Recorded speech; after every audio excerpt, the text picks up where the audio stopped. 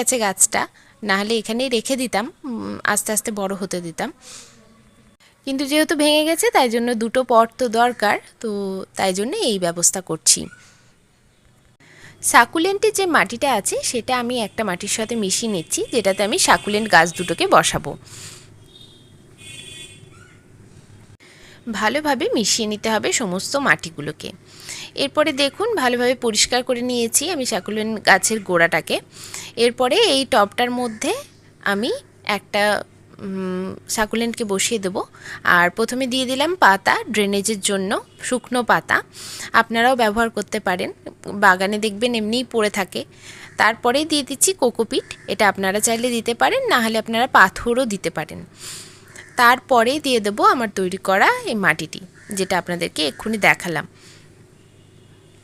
succulent প্ল্যান্টকে কিন্তু খুব বেশি জল দিতে হয় না, তো মাঝে মধ্যেই